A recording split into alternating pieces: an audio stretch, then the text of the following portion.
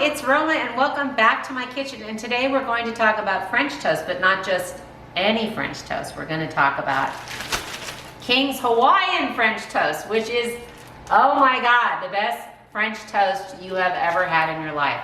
Fortunately for me, I live in the South Bay area of Los Angeles, and we have the second largest population outside of Hawaii of Hawaiians. So we have King's Hawaiian Restaurant and Bakery and their manufacturing warehouse here, and how lucky are we? So they make this at their restaurant. We go to their restaurant a lot. We've been going there for decades, and this is my item that I get on the menu. I get the Big Island breakfast, which is a couple pieces of French toast, some easy over eggs, and some Portuguese sausage, and I am in heaven. So let's just show you how amazing this bread is. It smells like you're really at the restaurant right now. And I've made French toast with white bread, wheat bread, squaw bread, whole grain bread, sourdough bread, and it pales. What you really need for a delicious traditional French toast is a sweet bread, because of course there's sugar in it, probably more sugar than most regular breads, but that's what makes it so delicious. So let's get cooking, and I'm going to show you how to make it. So here's all of the ingredients that I use. First, we're going to start off with the King's Hawaiian loaf. I think the loaf is the best. You can find the sliced bread at the market, but I think the loaf is better. I've got 4 eggs. I've got, the original recipe calls for milk, but I always use almond milk in everything. I prefer it. And I'm going to use the unsweetened vanilla from Trader Joe's, which I think is the best. Then I've got vanilla from Trader Joe's. I've got the Ceylon cinnamon, which the Ceylon is the sweetest cinnamon, so it's always best to use that in baking. And then I've got the powdered sugar that I'll sprinkle over at the end.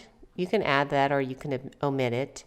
And then my favorite maple syrup in the whole wide world is the Vermont maple syrup. All maple syrups from Vermont I feel are superior. This one is from a bourbon barrel, and it is delicious. And then if you want to do a sugar-free version, this Birch Benders, which I buy at Vaughn's, that's a great option. It's got monk fruit in it. That's what sweetens it. And it tastes exactly like maple syrup, so give that a whirl. So I'm going to take the loaf, and I'm going to slice from the ends, and I told you the end piece is probably my favorite piece of the French toast, in about 1-inch slices. I'm going to slice it up, and then because it's a large loaf, they only make one size of this loaf. You can see the sizing there. Then I will typically cut like this piece here. It's a larger piece. The closer I get to the middle, the larger the pieces are going to get, so I will cut those pieces in half, and then I'm going to make the egg mixture that it's going to go into. It's just easier to cook these pieces and get them cooked thoroughly when they're cut in half like this. So next we're going to take the 4 eggs, and we're going to add 4 eggs into this bowl, and then we're going to add the vanilla and the cinnamon, and we're going to mix that all together with the milk, the almond milk. We had a little glitch in our filming, so I just wanted to show you what I added in. You missed seeing me put that last egg in with the vanilla and cinnamon.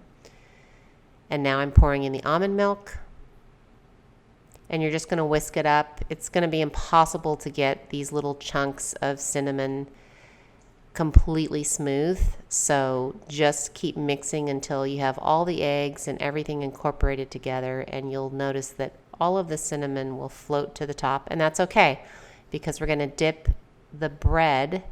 Now we're not going to soak it. Do not soak the bread. You're just going to dip it in and put it on the pan, because this bread is extremely porous, so if you leave it in the mix, it's going to become a soppy mess when you put it on your pan. So I just get a flat baking dish, Any flat dish you have. Sometimes I use like a Marie Callender's pie tin. Pour that in, and then you're just going to dip the pieces into that mixture. Now, I have a griddle, but a lot of people don't have griddles. So if I didn't have a griddle, which I didn't have years ago, I would just make it the same way in this pan. Any pan will do, but put some butter in the bottom of the pan or a light dusting of oil to coat the bottom of the pan to cook your French toast. I know at King's Hawaiian they have a big griddle. So here I'm just dipping the French toast and laying it onto the griddle, and you'll see that I literally just coat each side of the French toast, and then I stick it on the griddle. Using a fork is best. And it's going to take about 2 to 3 minutes on each side. I do have this griddle set at 400. It's the hottest temperature on this Wolf stovetop. And I just do about 2 to 3 minutes on each side. And you can stick a spatula underneath it to check for doneness. You don't want to overdo it, but you do want to have a nice golden brown on it. So there you go. That was about 3 minutes on one side. Look at that. Look at how golden it is. Whoops. Bigger piece. Now it's time to take them off. I did 3 minutes on that side. Look at that. I'm telling you, this recipe is foolproof. It's directly from King's Hawaiian. So the only thing that I've modified in this recipe is that I've subbed out the dairy for non-dairy. And I do eat dairy, but if I bought milk in my house, nobody would, drink it. So there we go. Look at that. It is exactly like being at King's Hawaiian. And do you see the inside of the bread? See how the coating didn't go the whole way through if you look right on the side of the bread? And now I'm coating it with a little bit of powdered sugar because everything's better with powdered sugar. And it's just how they serve it at King's Hawaiian. I've taken great notes. Oh, and there's my Ben. He just loves boxes. He's been playing in that box the whole time. Oh my gosh, look at that. It's showtime. Oh my God.